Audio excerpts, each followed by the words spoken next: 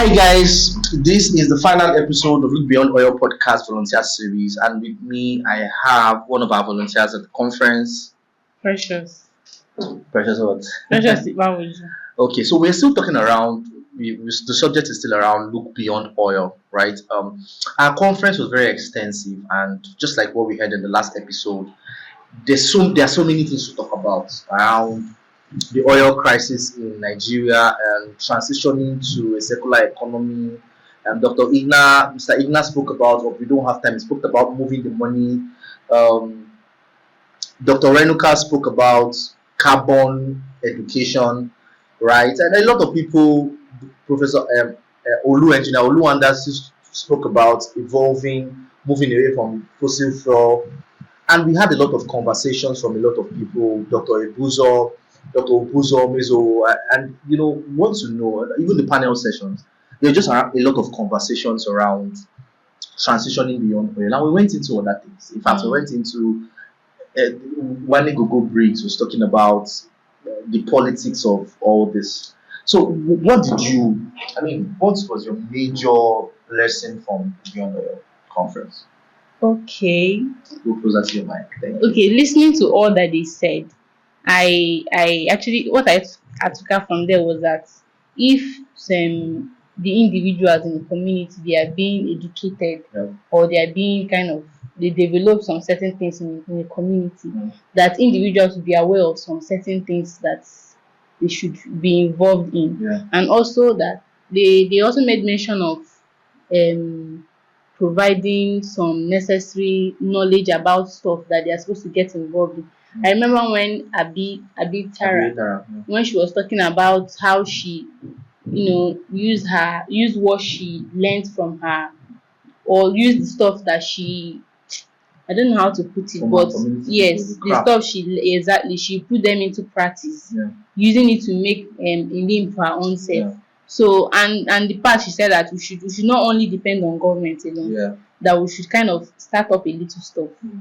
That was the most striking stuff So, for do me. you think, just away from all this, your thoughts, do you think that one of the reasons why Niger Delta is the way it is because of lack of education from community people?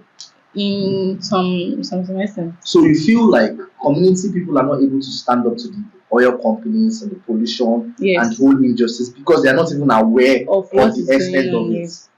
Hmm. They aren't really educated on what's happening. So nobody cares. Hmm. Since they don't know what's happening, nobody cares.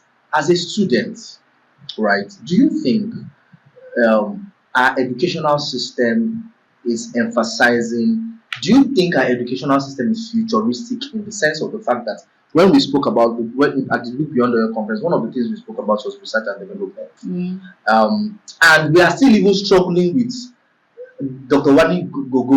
Wani Gogo Briggs said that we have not even still even understood the oil, right? That we are exploring. We have to send people abroad to go and learn about the oil that they're exploring in our land. So do you think our educational system, you just signed out, Abi? Yes. Congratulations, eh? But do you think our educational system, like what thing you don't learn from what I'm trying to say, do you think our educational system is futuristic? Does it meet the demand of transitioning beyond oil? I'm not sure. Why? I don't think so. Because okay, for me, in my department, Yeah. they don't really teach you what is out there. Yeah. Most of the stuff they are teaching you, I don't even think that if you go outside the world, that you can be able to use most of the stuff. They just want you to pass a particular course, and that's just okay. When I did mass communication, Yeah. most of from year 1, year 2, we didn't really kind of use studios to be aware of what the media is all about. So they don't really kind of show you what you are studying. Yeah. They just teach you everything theory, nothing like you're not even practicing what you are learning. So I don't think. So how do you what do you now think is the hope? Because it's pivotal for us to, you heard the former guest that if the Nigerian youths are not even aware, how do you think we can properly advocate without awareness? So what do you think we need to position as young people, we need to do as young people to now become more conscious of our environment? Look at the flood that is currently happening. I don't know if you have seen the news about the flood that is currently happening in Maiduguri and all that. as a young person that wants to that sees this thing and you are troubled about it and you are thinking, how do I help? Where do you start from? Okay. What where do you think? I'm talking still based on the educational lapses that we have. What do you think is the hope for a young person that really just wants to be a part of this struggle and wants to do their bits? I don't really know, but I feel since this LinkedIn is Yeah. already they've already gotten involved into this stuff, and if the person is really intentional and maybe he's a social media kind of person, Yeah. maybe he can come across your post. I don't know. That's what I just feel. Maybe if he comes across your post, he can be able to just volunteer to be a part of it. So volunteering is a key factor for you. What was your motivation behind volunteering for the conference, and what did you see that made you feel like I think I need to be a part of this? Okay, for starters, you've done a lot for me. Ah, That was the first motive. You've done a lot for me. So I really wanted to kind of, since I don't have the money to pay back. So I just said, let me use this medium to so just it say, was political. not really. Don't mind. I just wanted to use that medium to say thank you. And then another motive was to learn. Okay, I want to know what this show is about, what this conference is about, just to get the knowledge. That was basically the two stuff that. So, what did you get the knowledge? Do you understand the issues of the conference? Yes, though I wasn't really aware of it before Before. coming. Yeah. But when I got to the conference, I was able to get some knowledge about stuff. And that same thing that Abitara said, I keep holding on to it to this very day. So that's just it. So a lot of what Abietara, this the founder of Bali Festival, and Port Harcourt in Pictures, a lot of what they said was centered around youths taking responsibilities for themselves. And a lot of what we fight in Niger Delta is that it seems like every young person is depending on oil. There is oil well in my community. Somebody was telling me how, and because of this thing, it's just like almost like every Niger Delta youth is lazy, right? And a lot of that conversation was, look, beyond this oil, we have so many things that you can explore, right? That and Engineer Waogusi, our keynote speaker, said that oil is a destructive form of entrepreneurship. That we need to now start looking, because you heard what the other speaker said. He said before oil there was mutual respect. This person was farming cocoa. So there was, before we used to do trade by barter. Yes. Right? Because what you have, there's mutual respect. The North produce tomato, our strength is granite, and there's this everybody. But when oil came, it's almost like everything just died down like that. How do you think, as a young media savvy person, finally, this is the final question. From everything you have learned, from everything you are learning about climate change, environmental damage, oil crisis, how do you think the problem can be solved? In your own words, just. Okay, one, the individual should be intentional about what he or she wants to do. For me, I have this intention of, I learned how to bake. I have passion for baking. So I wasn't intentional about it when I was in school, because I kind of thought so that I didn't have the time. But now, if I'm intentional about it, there is no how that I won't be able to, carry out that particular stuff. So one is intentionality. Okay. Then you should kind of, if you don't have the funds, you find someone that will be able to support you. Yeah. To be able to carry out that particular. Exactly. So that's basically the two stuff.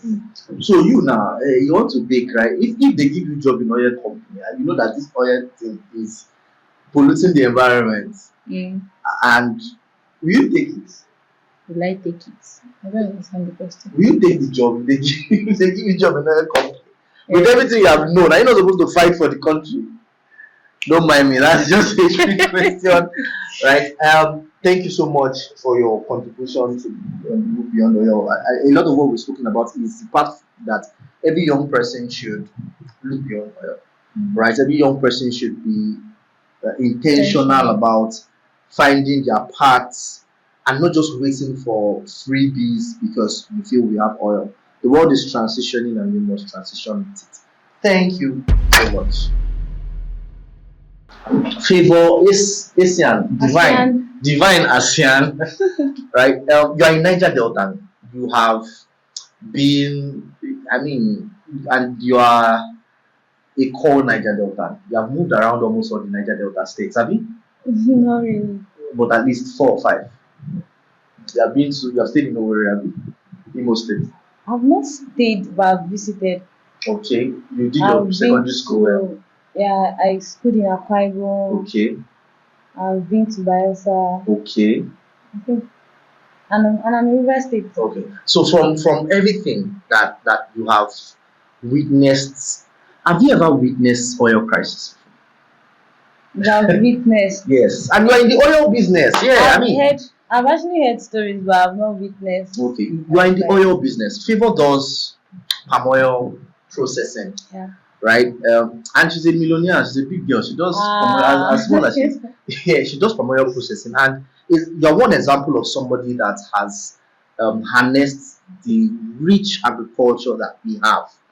So, right. So, what was your key? Did you know anything about climate justice before volunteering for? No, I didn't. Okay. It was actually after I was I was asked if I could volunteer for something like this. That was when I was like, okay, since Just bring your mic closer to your mouth. No, yeah, try this a little close now. it's fine. Okay. So I was like, since I was already into agriculture, let me explore to see if there's something else I can actually do and with time develop passion for. Yeah. And I didn't really have any knowledge on climate change. Okay, let me say I know there's something like climate change, but I was not really interested due to the fact that there was no much awareness. Yeah. They didn't create, like, will I say they didn't create, or should I say there was no too much awareness to the kind of place I came out from due to the environment. The environment I grew up in, we only focused on wake up in the morning, you go, you hustle, you come back home. You're not exposed to those kind of knowledge where you have to, you know, that there's always oil crisis. We know we are living in Niger Delta.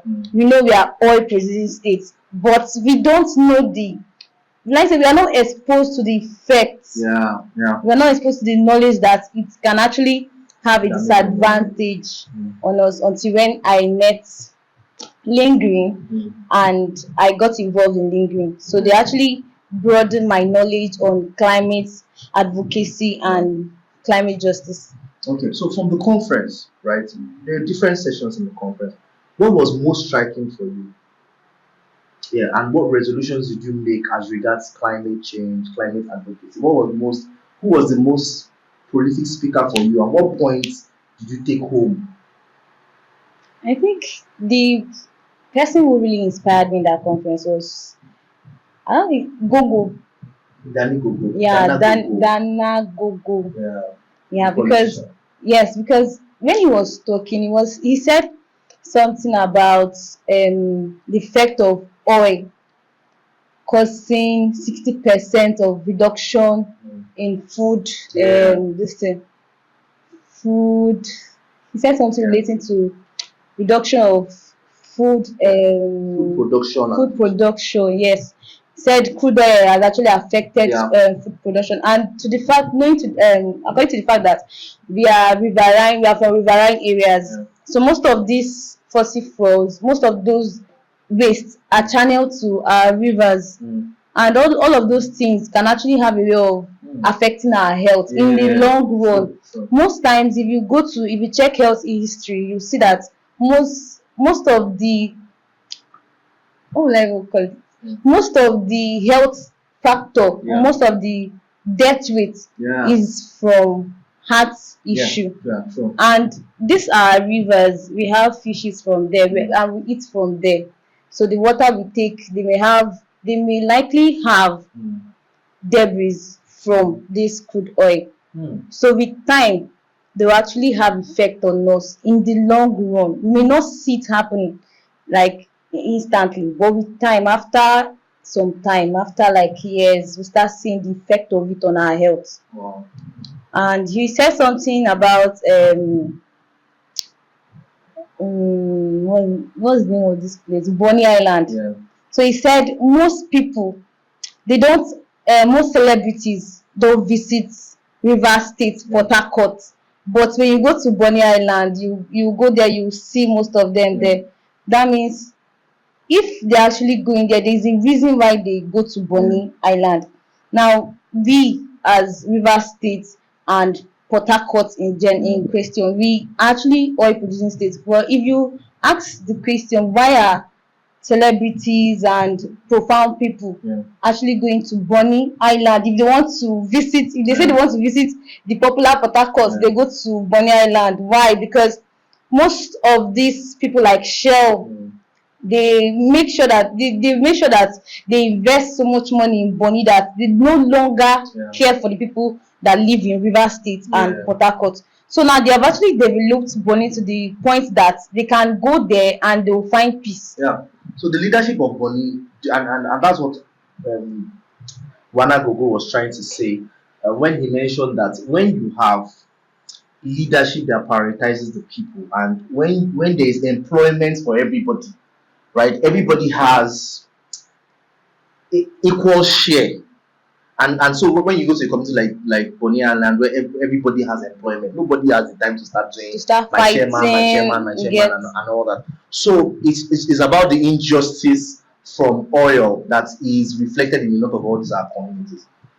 You do palm oil business, right? You are in agricultural space. So how will you say that is your do this or how will I frame this question? I want to frame this question relating to transitioning away from fossil fuel. How did you start?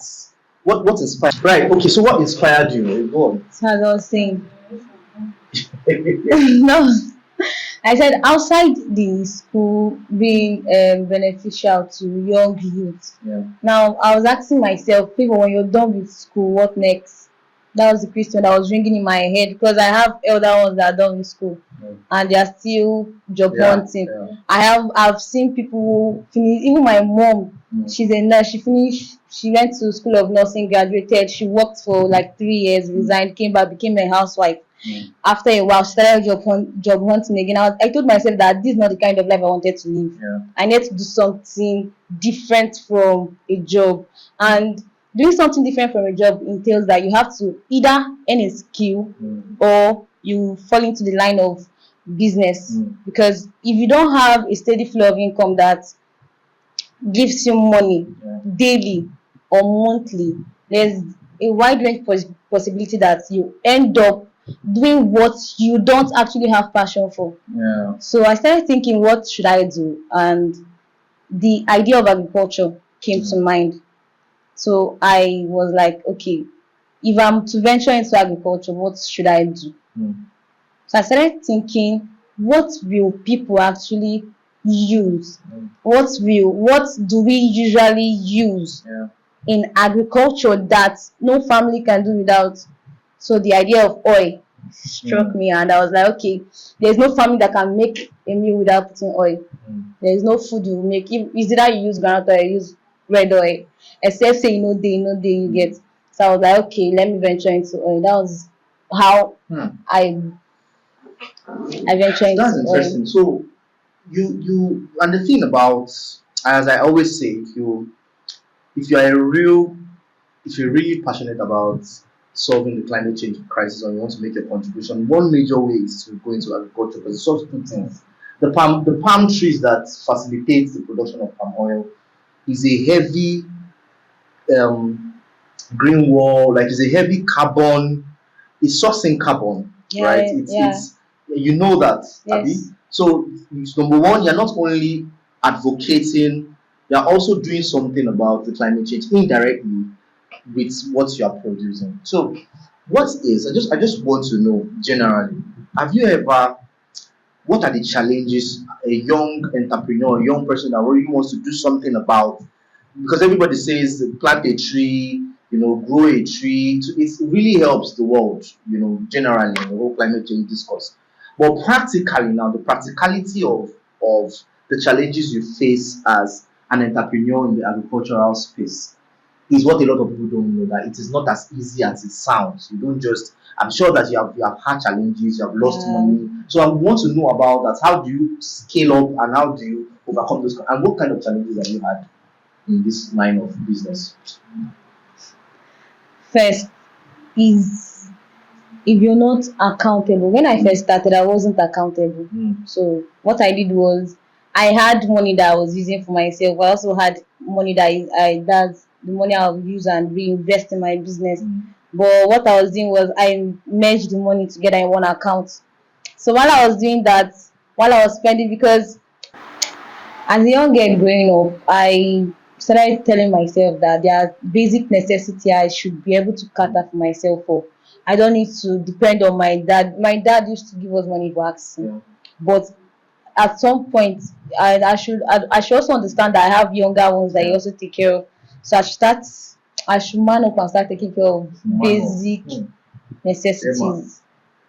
All right. So one of the challenges you say you faced was financial accountability. Yes, You had to become more financial accountable and separate your personal funds from the from business fund business funds. internally. So have you had any other external challenge, like quality of products, like the palm kernel is not good, Yeah. or stuff like that? Yes, yes. Sometimes you can buy palm kernel, that's the palm fruit, like 4 or 5. Let's say if you buy 5 bunch of palm kernel to produce maybe oil that will reach for like 4 jerrycans, you may find out that at the end of the day, those palm fruit will not produce enough oil. First is maybe because of climate, because there is no enough nutrients for the palm tree to produce enough oil for the palm front, you get. So when you produce those things, you realize that you're actually losing money, because you use money to buy those things. So when you pay for it and you make an estimate that at the end of the day, this is the amount I'm supposed to realize from this oil, from a bunch of palm fruit. This is the actual money this is the keg, the amount of oil I'm supposed to realize from it. But because of there was too much water rather than enough oil in the palm fruit, you end up losing money sometimes.